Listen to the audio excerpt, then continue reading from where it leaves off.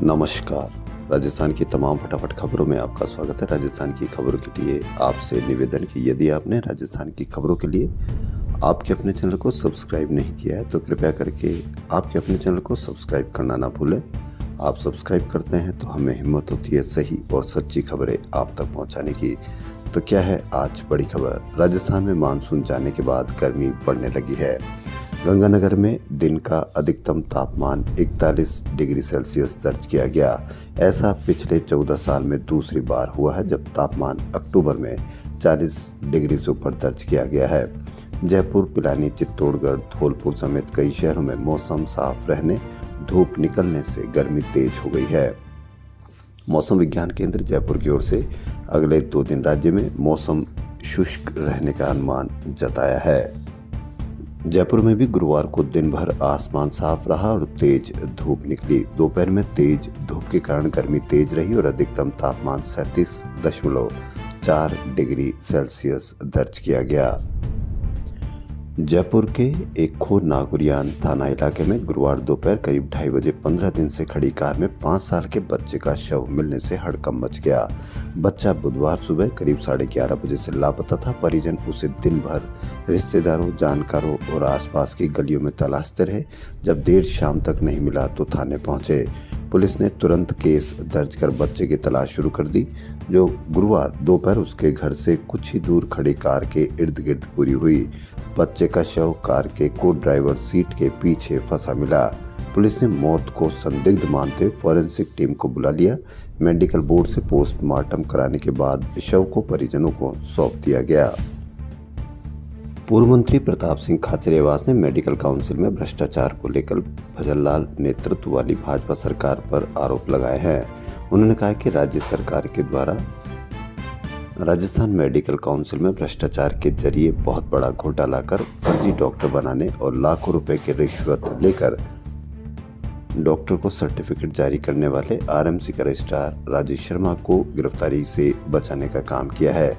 खाचरियावास ने कहा कि इतना संगीन अपराध करने वाले राजेश शर्मा को गिरफ्तारी से बचाने के लिए राज्य की भाजपा सरकार में बड़े स्तर पर आरएमसी के इस घोटाले को दबाने के लिए राजेश शर्मा को सिर्फ एपीओ किया गया है। खाचरियावास ने कहा कि मामला बहुत गंभीर है। मेडिकल में घोटाले में करोड़ों का लेन देन होना और एक रजिस्ट्रार के द्वारा पैसे लेकर डॉक्टर को सर्टिफिकेट जारी कर देना गंभीर अपराध की श्रेणी में आता है। राज्य की भाजपा सरकार को ये बताना चाहिए कि राजेश शर्मा को किसके इशारे पर बचाया गया और इतने बड़े घोटाले पर राज्य की भाजपा सरकार पर्दा क्यों डालना चाहती है। सब इंस्पेक्टर भर्ती परीक्षा को रद्द करने की किरोड़ीलाल मीणा के बयान के बाद कांग्रेस सरकार पर हमला करने का मौका मिल गया है। कांग्रेस प्रदेश अध्यक्ष गोविंद सिंह डोटासरा और नेता प्रतिपक्ष टीकाराम जूली ने सरकार पर पलटवार करते हुए सवाल उठाए हैं। कांग्रेस प्रदेश अध्यक्ष गोविंद सिंह डोटासरा ने किरोड़ी के बयान के बाद सरकार पर तंज कसा। डोटासरा ने एक्स पर लिखा कि जब एक मंत्री कहे कि सरकार का मुखिया लीपापोती कर रहा तो इसके क्या मायने हैं। जब एक मंत्री अपने ही मुख्यमंत्री की निर्णय क्षमता पर सवाल उठाए तो इसके क्या मायने हैं। आखिर मुख्यमंत्री जी इतने लाचार व मजबूर क्यों हैं और किन मगरमच्छों से डर रहे हैं। डोटासरा ने लिखा कि जब एसओजी कह रही है, मंत्री कह रहे हैं, अतिरिक्त महाधिवक्ता कह रहे हैं, तो फिर एसआई भर्ती परीक्षा निरस्त करने को लेकर उन्हें कौन रोक रहा है। मुख्यमंत्री की बातों से उनके मंत्रिमंडल का एक सदस्य ही संतुष्ट नहीं है तो न्याय और नौकरी के इंतजार में बैठे युवा उनकी बातों पर कैसे भरोसा करे। वहीं नेता प्रतिपक्ष टीकाराम जूली ने सरकार पर निशाना साधा। जूली ने भी एक्स पर लिखा कि जब सत्ता की चाबी पर्ची से डिसाइड होती है, जब ऐसे ही निर्णय लिए जाते हैं, सरकार के एक मंत्री अपनी ही सरकार के मुख्यमंत्री के ऊपर लीपापोती उसके निर्णय की क्षमता पर सवाल उठाए तो आप समझ सकते हैं कि सरकार अधिकारी चला रहे हैं या फिर मुख्यमंत्री। जूली ने लिखा कि एसआई भर्ती पर राजस्थान सरकार की घोषित समिति में किसी भी सदस्य के पास भर्ती परीक्षा या भर्ती परीक्षा संबंधित अपराध बाबत कोई अनुभव नहीं है। समिति में न तो रिटायर्ड जज, प्रोसिक्यूटर, पुलिस अधिकारी, आरपीएससी का मेंबर सदस्य तक नहीं है। यहाँ तक कि किरोड़ीलाल जी को भी समिति का सदस्य नहीं बनाया गया। इसके क्या कारण हो सकते हैं। मुख्यमंत्री की बातों में ना तो विधायक ना मंत्री कोई भी संतुष्ट नहीं है। मौसम बदलने के साथ ही जयपुर समेत प्रदेश में माइट या पिस्सू के काटने से स्क्रब टाइफस के मामले लगातार बढ़ रहे हैं। इस साल औसत से ज्यादा बारिश होने के बाद भी अक्टूबर माह में झाड़ियों और खेतों में छिपे रहने वाले माइट आमजन को बीमारी का शिकार बना सकता है। डेंगू की तरह स्क्रब टाइफस में भी प्लेटलेट्स गिरने के साथ ही हीमोग्लोबिन भी कम होने लगता है, जिससे मेडिकल भाषा में पैनसाइटोपिनिया कहते हैं। ऐसे ही मामले मिल रहे हैं जिनकी जांच में डेंगू के साथ स्क्रब टाइफस भी मिल रहा है। इसलिए झाड़ियों के पास जाने से बचे, ये कहना है विशेषज्ञ डॉक्टरों का। सरकार ने बुधवार रात 2 विभागों में ट्रांसफर की 2 सूचियां जारी की है। इनमें 472 अफसरों को बदला गया है। इसमें 341 तहसीलदार, नायब तहसीलदार और 131 विकास अधिकारी हैं। लगातार मांग के बावजूद सरकार ने भले ही तबादलों पर से प्रतिबंध हटाया हो, लेकिन एक माह में 1,500 अफसर इधर उधर कर दिए हैं। इधर अनुमान है कि विधानसभा की 7 सीटों पर उपचुनाव की घोषणा इसी माह हो सकती है। ऐसे में सरकार तबादलों की राह खोल सकती है। इससे पहले सरकार ने collector, SP, SDM, additional SP के बाद पंचायत समिति एवं तहसील स्तर पर भी फेरबदल किया है।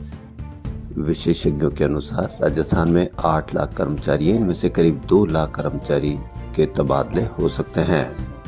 आमेर के श्री शीला माता मंदिर में गुरुवार को पहले नवरात्र पर सुबह 6:35 बजे से घट स्थापना हुई, जबकि माता के पहले दर्शन के लिए लोग 1.5 घंटे पहले सुबह 5 बजे ही आमेर जा पहुंचे। हालांकि लोगों को दर्शन के लिए करीब 2.5 घंटे इंतजार करना पड़ा। पहले नवरात्रा को मंदिर के पट 7:35 पर आम जन के लिए खोले गए।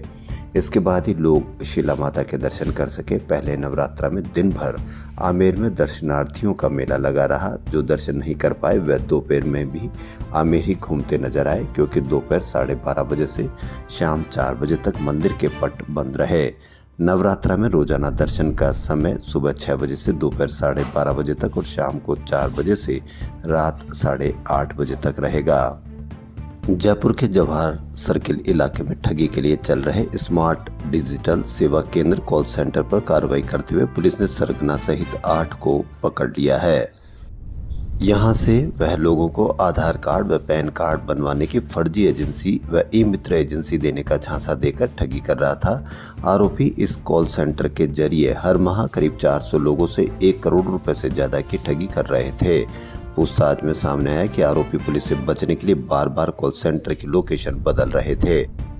हाईकोर्ट ने भरतपुर जिले में नाबालिग के अपहरण व दुष्कर्म से जुड़े पोक्सो मामले में आरोपी विश्वेंद्र उर्फ गोलू को भरतपुर के पोक्सो मामले की विशेष कोर्ट की ओर से 18 जुलाई 2023 के आदेश से दी गई जमानत रद्द कर दी है। साथ ही आरोपी को ट्रायल कोर्ट के समक्ष 1 सप्ताह में सरेंडर करने का निर्देश दिया है। वहीं हाई कोर्ट के आरजी को कहा कि वह इस आदेश की कॉपी सीजे को भिजवाए। एसएमएस मेडिकल कॉलेज के प्रिंसिपल और हॉस्पिटल अधीक्षक पद के लिए आवेदन और इंटरव्यू हुए 20 दिन से अधिक समय हो चुका है, लेकिन सरकार अभी तक इन पदों पर चयन प्रक्रिया पूरी नहीं कर सकी है। न केवल एसएमएस बल्कि अन्य अस्पतालों के लिए चुने जाने वाले अधीक्षक पद के लिए भी अभी किसी का चयन नहीं किया गया है। ऐसे में अस्पतालों में होने वाले कार्य और अन्य प्रशासनिक काम अटके हुए हैं। जयपुर नगर निगम की एक टीम गुरुवार को एक महिला के कपड़े फाड़ दिए जो गाय पकड़ने गई टीम में शामिल थे। महिला के साथ धक्का मुक्की की। महिला पुलिस कर्मियों ने महिला को सड़क पर गिरा दिया। इस वजह से महिला के कई जगह चोटें भी आई है।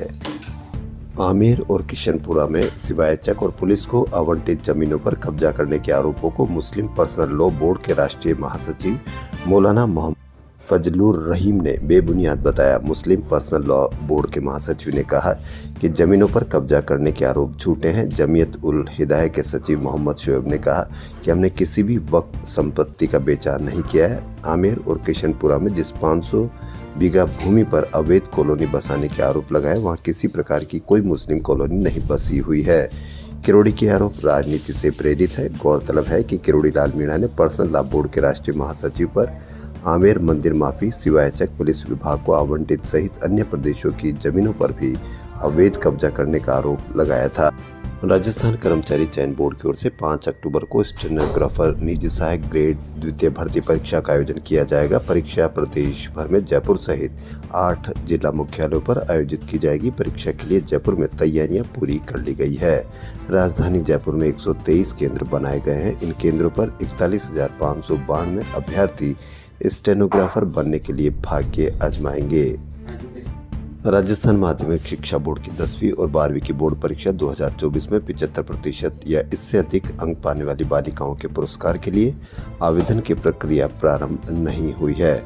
बालिका शिक्षा फाउंडेशन की ओर से ये पुरस्कार दिए जाते हैं। इसमें 10वीं की बालिकाओं को गार्गी पुरस्कार और 12वीं की बालिकाओं को बालिका प्रोत्साहन पुरस्कार दिया जाता है, लेकिन अभी तक इन दोनों ही पुरस्कारों के लिए आवेदन की प्रक्रिया प्रारंभ नहीं हुई है।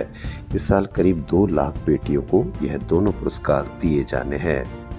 पूर्व डिप्टी सीएम सचिन पायलट रायपुर में छत्तीसगढ़ न्याय पद यात्रा के अंतिम दिन शामिल हुए। उन्होंने कहा कि राज्य में सरकार बनाने के 1 साल से भी कम समय में बीजेपी ने जनता का भरोसा और विश्वास पूरी तरह से खो दिया है। घोषणा पत्र के वादों को पूरा करने में विफलता के साथ साथ राज्य में कानून व्यवस्था बनाए रखने के मूल कर्तव्य को निभाने में भी विफल रही है।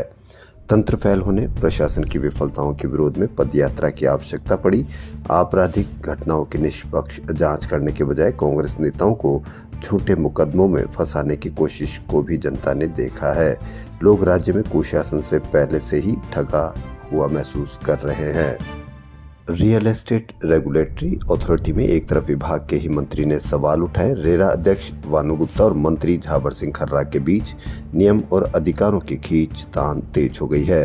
रेरा में सिफारिशों से अपने स्तर पर ही नियुक्तियों को लेकर भारी विवाद है।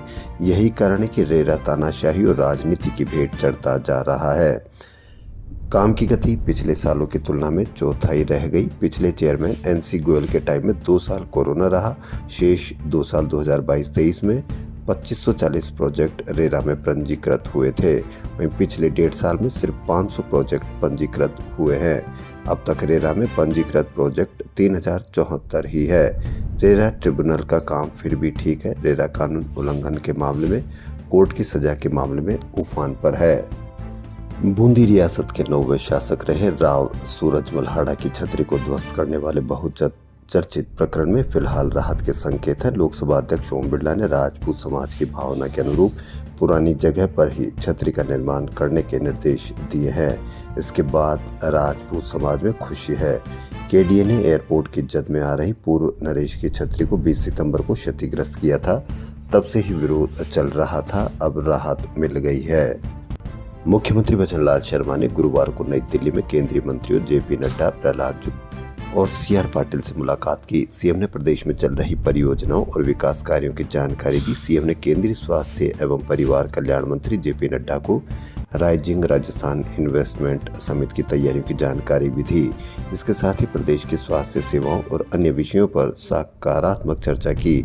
सीएम ने केंद्रीय जल शक्ति मंत्री सीआर पाटिल से मुलाकात कर राजस्थान में जल जीवन मिशन तथा ईआरसीपी की वर्तमान प्रगति और क्रियान्वयन के बारे में भी बताया।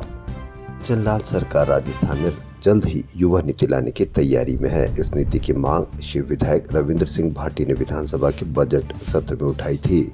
रविंद्र सिंह भाटी ने राज्य के विधायकों और मंत्रियों को व्यक्तिगत पत्र लिखकर इस नीति के महत्व को बताया और समर्थन मांगा था।